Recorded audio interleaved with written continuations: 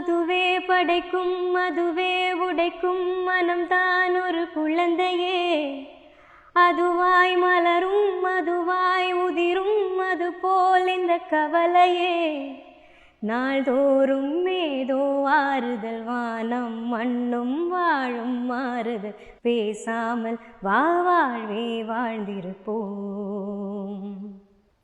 மழை காற்றோடு போகும் வரை போனால் என்ன அதில் ஏதோ ஓர் பூவின் துணையானால் என்ன சுடரி சுடரி உடைந்து போகாது உடனே வலிகள் மறைந்து போகாதே சில நாள் வரைக்கும் அதை சீண்டாதே அதுவாய் மறுக்கும் பின் தோன்றாதே இதுவும்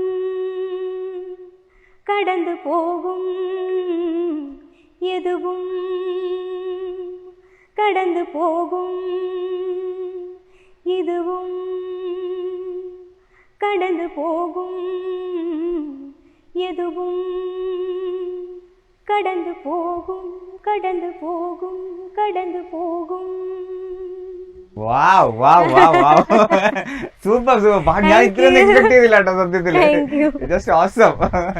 ഇതെനിക്ക് തോന്നുന്നു ഭയങ്കര ക്ലോസ് ആയിട്ടുള്ള ഒരു സോങ് ആണ്. ഭയങ്കര ഇപ്പൊ റീസെന്റ് ആയിട്ട് കേട്ടതിൽ വെച്ചിട്ട് എനിക്ക് one of my favourite song.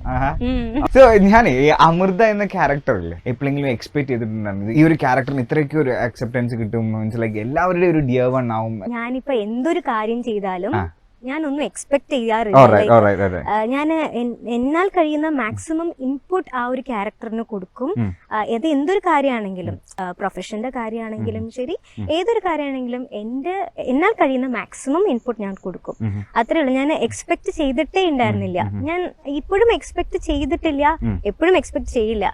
Like ഇങ്ങനെ വരും, അങ്ങനെ വരണം, അങ്ങനെയൊക്കെ ഒന്നും ഒരു ഇതും എക്സ്പെക്ട് ചെയ്യില്ല. ഒരു സീരിയൽ ആർട്ടിസ്റ്റ് അല്ലായിരുന്നെങ്കിൽ എന്താവുമായിരുന്നു എപ്പോഴെങ്കിലും ചിന്തിച്ചിട്ടുണ്ടോ? അങ്ങനെ ചിന്തിച്ചിട്ടില്ല. പക്ഷെ എനിക്ക് തോന്നുന്നു പാട്ടിന്റെ ഒരു കരിയർ ഇത് കേട്ടിട്ട് ഒരു മ്യൂസീഷ്യൻ ആവാനുള്ള സാധ്യത. ഞാൻ പാട്ടൊന്നും പഠിച്ചിട്ടില്ല.